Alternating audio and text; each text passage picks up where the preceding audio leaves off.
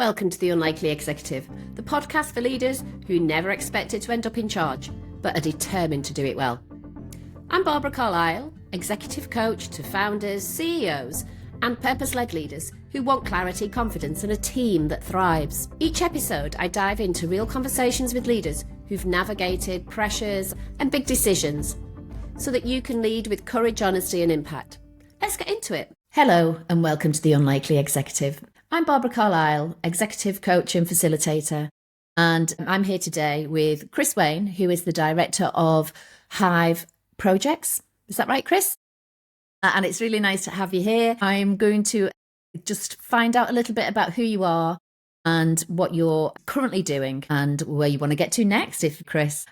Brilliant. Thanks, Barbara. Delighted to be here. My name's Chris Waine, so I'm one of the equity directors at Hive Projects. There's basically four of us who own the business. I previously used to work at Arcadis. They predominantly operate on project management, cost management, on major projects. How long have you been at Hive for now, Hive Projects? So this is my fifth year. So my business partners, Liz, Michaela and Paul, set the business up just sort of back end of COVID. And then I came in year two, basically to start a QS team, to open a Liverpool office and continue the growth story with the business. It's been a great experience, and I'm sure we'll get into that in a second. Yeah. Oh, it's interesting, isn't it, that I didn't realise that you'd gone in to start the QS team, because that's what you're technically trained in, isn't it? It is, yes, and I'm sure we'll get on to sort of early life and why I chose to be a QS, but my dad was a QS, so right. I effectively So you didn't have a choice then, Chris? No, I didn't. Yeah, I wasn't good enough to play football. I wasn't clever enough to be an RAF pilot, so QSing was the next best thing. Dare I ask which football team you would have liked to have played for? Beat to ask Barbara, but yeah, I'm a big Everton fan, season ticket holder, so hence the blue t-shirt. I feel your pain. My brother's an Everton fan. Okay, so you became a QS because your dad was a QS, and you joined Hive because of that specialism and that ability to grow a team. Because I know you as a leader within Arcadis. I am always fascinated by the youth, what happened when you were young. So your dad was a QS, so was it not even a debate in your house, or was it just you wanted to be like your dad? Go on, tell me a little bit more. Yeah. I was always a mummy's boy growing up, probably still am to some extent, but my dad was a QS. He worked in various businesses, big and small. He actually went to his sort of latter part of his career, he became self-employed, and that happened because the business he worked for went into administration, and there's certainly some learning and some things that happened at that time which is certainly relevant to me now about being a small business, picking the right clients, cash flow, etc. But yes, in terms of career, did want to be a pilot. That was the dream. Obviously, becoming an RAF pilot, there's a very limited few can make it that far. And basically, it was in the clearing process, sort of back end of sixth form. My dad said, "What about this?" And John Moores and Durham were running a QS course. And to be honest, I always worked for my dad. So the latter part of his career, when he set his own business up, I did work in his offices. I did work on building sites, and I just love the practical nature of the job, alongside the sort of theory and the office-based side as well. So basically did a 4-year course at John Moores University, so stayed fairly locally. Yeah, did a year in industry, and that was my journey. So the year in industry was, and I've got a child who's just gone through that and another child who may go through it. It's been an absolute nightmare to find a placement. How did you find it when I'm not saying you're ancient or anything, Chris, obviously, but how was it back in the day? Back in the day. Yeah, so this was back in 1999. You had the option to do the sandwich year. Again, it was more my dad's guidance at the time to say, I think it'd be good to do a year in industry. And probably at the time, the market was really buoyant. So there was plenty of jobs out there. There was a skills shortage, probably similar to now. And yeah, basically I applied to a few businesses. Obviously, the university helped with that. And I worked for a business called Atkins, Faithful and Gould at the time. They were Atkins as the group, and then Faithful and Gould was predominantly the project management and quantity surveying business. So I worked in the Liverpool and Altrincham offices. I did a year there in industry, and then I went back to university to finish my degree. And then after that, I was offered a position at Faithful and Gould, but a couple of people who I'd worked with moved across to EC Harris. And I interviewed for EC Harris and basically decided to follow some people who became role models early in my career to EC Harris. and didn't leave for 19 years. So it was probably the right choice at the time. I'll talk to you a little bit about the sort of motivators, the push factors to made you leave or made the decision to leave Arcadis. You've just said the word role models. I'm quite curious as, at that young age, what did you see was a good role as a... Yeah, I think particularly with quantity surveying, it's quite a technical job. It's quite a scientific job. You rely on sort of mathematics, which I was always stronger with maths than I was with English and other subjects. So it tended to be more technical people. So early in your career, you start to work on projects, you start to support other members of staff. So I think it was more, you'd gravitate to the sort of technical experts in the office to help with how do you measure a drawing, how do you put a contract together, how do you do evaluation, those sort of things. So I'd say probably early in my career, it was more around technical support, technical guidance. And in quantity surveying, it was actively encouraged that it became a chartered quantity surveyor. So there was a pathway and a structured training program to take you through your chartership within a couple of years, which is what I did. Albeit I did just before I was due to sit, I deferred it for 6 months and went travelling for 4 months, which, again, looking back was probably the right thing to do. It was great to experience other things, and I had 4 years of study before that, high school and primary school. So actually taking a career break for 4 months, which the business supported, was fantastic. So I did that in November and became a chartered surveyor. That was in 2006. Interesting, isn't it? Because when we start work, we think we can never step off the mouse wheel, but actually you can. And like you said, you can have 4 months off and it's not going to harm your career, is it? It's just that, one, you've got to ask for it. And two, when you come back, you've obviously got to show that you're still interested in the business at hand, which you clearly did because you were doing the chartership. And presumably these technical experts were quite kind and showed you the ropes. So I'm just thinking about, it's those role models where you can actually absorb their learning in a way that doesn't make you sound stupid. So it's quite a skill. 100%. And I was really, really lucky. Richard Jones was my first boss. Richard was really supportive. He had a really good style. He was very patient. And I think that, sort of gravitated towards him. And then I suppose other role models, again, another guest of yours, Alan Brooks. So when I walked into the EC Harris offices on day one, suited and booted with my shiny shoes on, nobody wanted to sit outside the CFO's office. So obviously it was the last desk in the office. It was a fixed desk at those times. And I sat outside Alan's office, and Alan, I guess in a different way, was a role model. You were obviously seeing someone who was probably one of 5 or 6 who was running this international business, and always had that time to have a chat over a cup of coffee, talk about the business, talk about the direction. And I guess it was probably at that point, as your technical skills start to develop, probably 2 to 3 years in, you become a chartered surveyor, you start to run your own projects independently. You then start to look at, well, actually, what's next? And obviously that progression looks slightly different. It's not so much technically based, it's more around client development, the operation of the business, how the business grows, how you put strategy around that, and how you deliver on that. So obviously people like Alan, and there are numerous other partners in the business at the time, were very, very supportive. And presumably you wanted to grow. And were you one of the technical experts who is happy to move away from the technical aspect of it? Because I do have clients who want to just stay in the technical and are actively encouraged to step away. And people find that quite difficult, don't they, when they love what they do? So where were you on that trajectory? Were you okay to move across?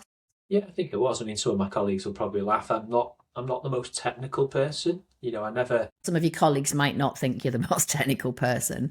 Okay. Yeah, and I suppose you gravitate towards that earlier in your career because you have to, and you have to learn the basics. And obviously the technical skills have evolved and changed. Now, obviously with digital software, it's a slightly different skill set. And absolutely, we've got people in our business now who are definitely more sort of engineered for that as individuals. But no, I had no issue moving away from that. What I really enjoyed, there was probably 2 things I really enjoyed. I really, really enjoyed the people side. My mum's a teacher. Right. Maybe that's where it comes from. And I love helping and supporting other people. And the progression was to start to line manage people, then take on a team, then take on a bigger team. And then, obviously it evolved from there. And then I think the other part that I really enjoyed was the sort of client development, business development side. And EC Harris at the time was on a sort of fast track growth spurt. But I really enjoyed that sort of like, well, how do you grow the business? How do you develop the business? I love the sort of business development, client development side. So that second phase of my career became more about how do I develop my skills, how to become more effective in that environment, as opposed to just the technically based project delivery one. What would you say were the challenges in that transition, Chris, for you personally? Yeah, I think it's a bit more ambiguous in terms of how you become effective. I think when you're doing technical development, it's pretty clear cut, it's very black and white.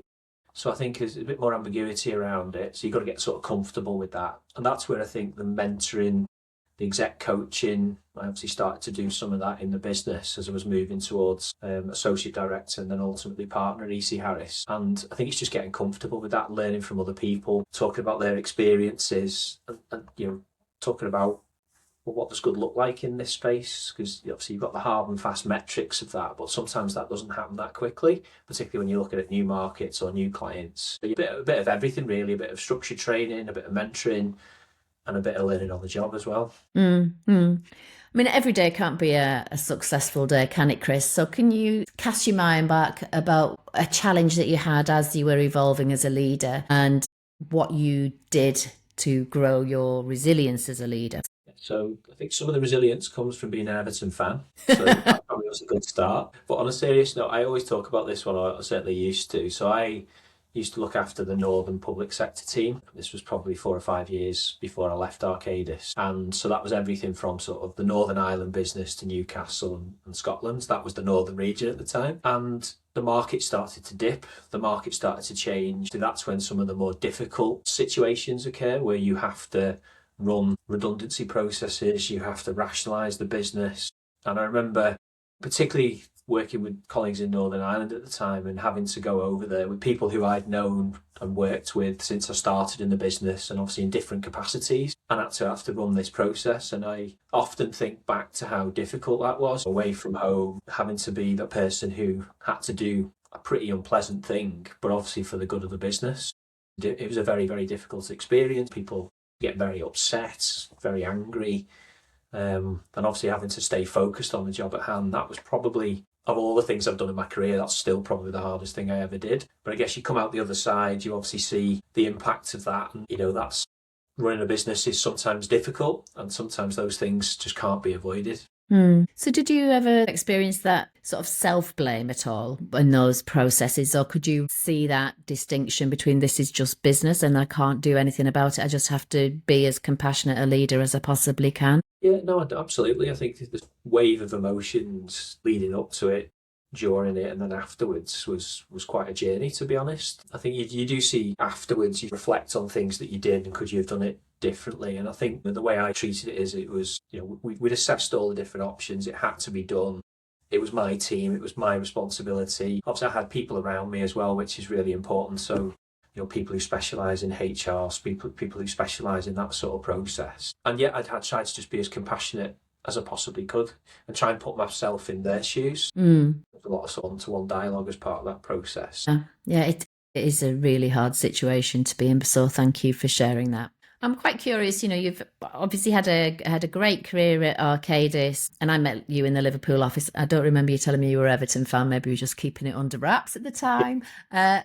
I'm curious as to know what was the pull towards Hive at this point in your life? Yeah, so again, talk about role models. Obviously, my dad was self-employed for the latter part of his career, so his was a different situation where almost he had no choice. I guess I always had an itch to scratch about being self-employed, having your own business. And obviously in life, other factors come into that, and you obviously can't jump into that when you've got dependents and house projects and other things in your life going on at certain times. And basically I met Liz, Michaela and Paul through some project work that we were working on in North Manchester. And we initially became colleagues, working on a project together, became friends, similar stage of life, similar position in life with young children. And also had a similar career journey to me. Just, have an affection for people like that. You respect people like that. And I guess what I was starting to see is the Hive business was starting to take off. They were on this journey. It started with the three of them in a coffee shop in Stockport. And there was some conversations, usually on a night out over a few beers. And basically we did a deal for me to come in as the fourth equity partner, say particularly with a remit to start the QS team. I did that with a colleague of mine, Kevin Breen, and open a Liverpool office. Obviously, as you say, Barbara, I'm from Liverpool, very passionate about Liverpool. Obviously, I'm the vice chair of the Chamber of Commerce now. always keen to give something back to the region, and it just seemed to fit. Obviously very difficult saying I was leaving Arcadis after nearly 20 years. I had a brilliant job. I was the head of healthcare nationally at the time. My wife said, "What are you doing? This is ridiculous." I was about to ask you, what did your wife say? No, it was very difficult actually. She was pregnant at the time. We were blimey. living in a rental house. I was actually sleeping on a settee at the time because the rental house wasn't big enough for all of us. So we took on quite a big house project and ended up having to move out, which was during COVID as well. So that added a complexity to it. So this was our second child, and we obviously had very lengthy conversations about that. It was almost like, who are these people? Who is this business? Why are you leaving a business that you love? But it was just too good of an opportunity to turn down. So I had a lot of time and respect for my business partners. I was taking the leap with Kevin, who I'd worked with for most of my career. So I took that leap of faith, and here I am 5 years on. Yeah, brilliant. I'm always interested, what were the push factors and what were the pull factors? And the skepticism from your partner is bang on. And what does she say now? She could see the opportunity. She's a solicitor, so she's very sort of pessimistic. Risk averse, maybe. Risk averse, yeah, better be careful if she's listening. But no, on a serious note, it's why we're a good couple, really. I'm more emotive and more ambitious and optimistic, actually. So she is that check and balance, always has been. She doesn't like to interfere too much about work and judge my work situation. She said, "I trust you to make the right calls. You've obviously been doing it for a while." I think it was more a case of the timing of it to do something like that at that time. And particularly this was the back end of COVID as well. So the world was a very different place. And basically the deal was that I waited till our second child, Zachary, was born. And we had a plan to move back into our new family home, which was renovated and stuff. So I deferred actually starting at Hive, partly because of that as well. But you were able to maintain motivation whilst knowing that you were leaving, because sometimes it's difficult to stay motivated once you know you're going. But did you not experience that so much? Or? Yeah, there was, yeah. And I probably in my career, because I probably got to a level where I wasn't 100% sure where I would go next. It was more of this is an opportunity I just can't turn down. And when I say I deferred, we're talking a few months. It was almost like the end of that calendar year. It just made sense to do it. It also made sense, particularly around the arrangement on equity and the business and how that would play out. But I've never been someone who struggles for motivation. I'm very, very committed. I'm quite a loyal person anyway, I would say, what I was doing, and something I always wanted to do. Yeah. No, so thanks for sharing that. I'm not trying to, put you in a difficult position by asking you. And what are your ambitions with Hive, in particular development as a leader? What are you hoping to achieve? Yeah, so it's a very different business environment. So when I started, I think we had about 9 or 10 members of staff, including obviously the 3 equity directors. The early days, it was all hands to the pump. You're starting a business, you're trying to get the brand out there. A lot of coffee catch-ups with people that you've worked with in the past to try and drum up some business. That was different. It was eerily quiet as well. So obviously you go from a big corporate national role, 200 emails a day, there's always something to do. It's all about prioritisation, to almost like this deadly silence. Because you're in a small business, okay, how are you going to be effective? And our business partners were really great at that time, and we just started to get some traction. I never forget, actually, because sometimes there's times where you feel like it's never going to happen. Is this the right thing? You doubt yourself. And it was basically 1 week, probably about 9 months in, I would say, where 3 big commissions landed. And then you go from the euphoria of, this has actually worked, we're seeing some traction for all these efforts, to how are we going to deliver this with a handful of people around you. You don't say that. Yes. Yeah, I hope none of our clients are watching. But no, on a serious note, you find a way. You obviously then on the back of that can start to build a team, bring people in, succession plan, so we've been really lucky. We have great connections, we have a great team. So we've got 40 staff now. We opened the office in Leeds last year. So we're expanding our geographical footprint. We predominantly started in healthcare. We've all worked in healthcare before, but some of us have worked in other sectors, so we could see the market opportunities. So we built a 5-year business plan that said we are going to start to tap into these other sectors, and we're delivering on that now. But it's still a nice, intimate team. We all know each other really well. We socialise together, and we're doing some fantastic project work, which is great. Yeah, brilliant. Can't help but ask, so you're working with these other equity directors, a couple of them who were the founding directors, and you've known each other for a long time, and you're growing the team.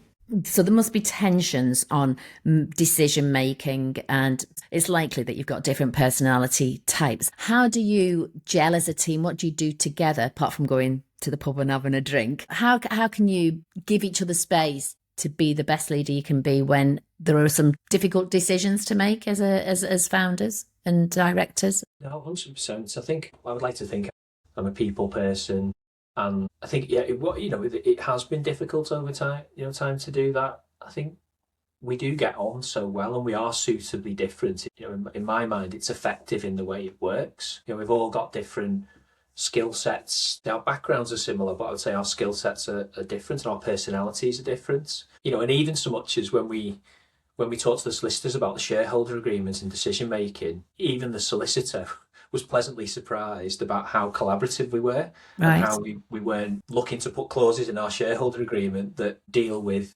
basically differences of opinion. That's the absolute truth. So there's a real trust there. Now I'm 4.5 years in. I've known Liz, Michaela and Paul probably for, I would say, 7 or 8 years. I knew them before I came into Hive. So there's a real trust there.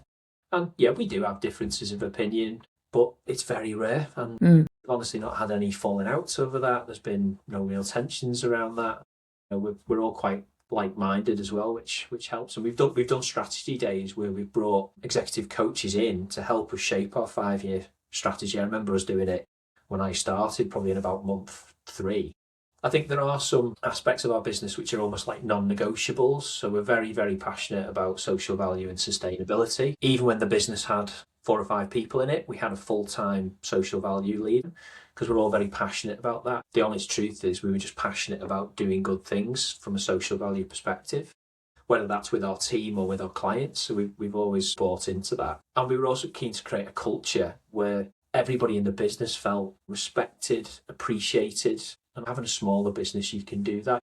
No, yeah. And it's that, if you've got trust and respect, you can have that healthy debate, can't you? And it's not lingering on at the next meeting. It's just in the moment, you have the conversation, but the actual values are all aligned.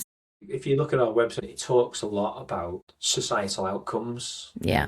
And a lot of our projects are linked to that. So whether it's a new hospital programme, a £1 billion programme in Manchester or Airedale, it's all about improving societal outcomes. We do a lot of work with councils, we do a lot of work with schools, we do work with collective developers, particularly people who share that sort of passion. So improving societal outcomes through the projects and programmes that we deliver is pretty much our mission statement. Yeah.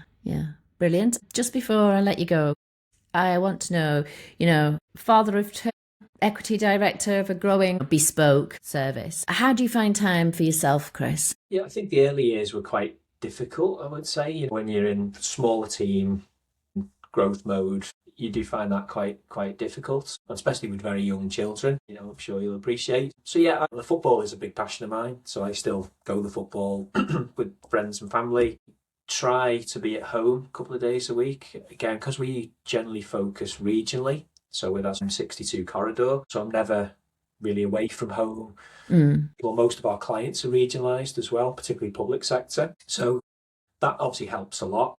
Just being closer to home makes a massive difference. There's certainly not as much noise around me, and the internal aspects, particularly when you work in a big corporate, there's an element of that. So it gives me the headspace and it gives me a bit more time. And my youngest is now 4, he starts school in September, so we're through that difficult early year period where you don't get a lot of sleep. You're obviously getting phone calls from nurseries to come and pick him up because something's happened. So that was definitely quite a testing period, and particularly because I was obviously just starting at Hive. But no, I try and create those boundaries, work from home, and things like nativities at school or certain events around the nursery. I always try and stay present. Yeah. It's so much so that I've become a governor of the school as well. So that's another excuse to spend. They saw you coming, Chris. They saw you coming. So that wasn't my idea. That was the wife's. But no, obviously it's a great experience to do that and help out and be around my kids at the school. Brilliant. And before I let you go, I wanted to ask you one final question, and that is, do you have any advice for somebody who's trying to navigate a career in construction and engineering? Yeah, I think there's much more fluidity, I would say, to the industry now. So when I started, it was a fairly linear path to becoming a chartered surveyor. You know, there's certain steps you needed to go through to get there, and particularly around the sort of technical competencies. I think now the industry is much more accessible. It's much more fluid. It's much more diverse as well. So I would say embrace that opportunity. I think the days of going into one business and being in one team or one sector doing one thing have gone. And yeah, I guess in my career, I always tried to think in 2 to 3 year seasons. And almost every year you would set some like key objectives, or big rocks as my old boss used to call them. But I would say thinking about those sort of 2 to 3 year periods and what you're going to do, what you want to get out of it, and then reflecting at the end of that and saying, actually, has this worked for me? Am I happy? Have I been effective? Have I been successful? And then thinking about that next phase. And I say that doesn't have to be in a straight line. You know, I think the industry now is just so diverse, so many opportunities, home and abroad. Exploit those. Yeah. Embrace that. Brilliant. And are you a fan then of writing down your goals, or you sort of keep it in your head and then reflect back? Yeah, I think more, probably early in my career, I was probably a bit more regimented about that. But yeah, and I certainly do that. Start of every year, we have goals. We obviously have business goals and then personal goals. Yeah, so I'm a big fan of that and checking back against that. Probably more in my past, what I'd always looked to do as well is if there was a decision to make, which always felt like a big decision, I would check back against them, just to always try and be quite objective about, is this the right thing to do? Hive was probably one of the big obvious things. You're checking back to say, well, actually, is this the right move for me? Gosh, I respect Chris, because I just make a decision and run with it. So I'm impressed that you reflect back. Brilliant. And if people want, yeah, well, we'll let that one go. And so if people wanted to get in touch with you, how might they do that? Yeah, so LinkedIn. I'm on LinkedIn. Our website's got my contact details, email address, phone number. And yeah, happy to support or give advice where appropriate, or receive some as well. And meet in a coffee shop for a coffee. Yeah, absolutely brilliant. Chris, it's been a real pleasure. Thank you for spending time with me today. Really appreciate it. Thanks, Barbara. Nice to see you. No problem. Thanks for listening to The Unlikely Executive. If today's conversation challenged you, encouraged you, or gave you clarity about how you lead, then make sure you follow the show so that you never miss an episode. I'm Barbra Carlisle, founder of Glee Coaching. I help leaders who never expected to be in charge to show up with courage, fairness and conviction. Until next time, lead well, stay honest and keep doing the work that matters.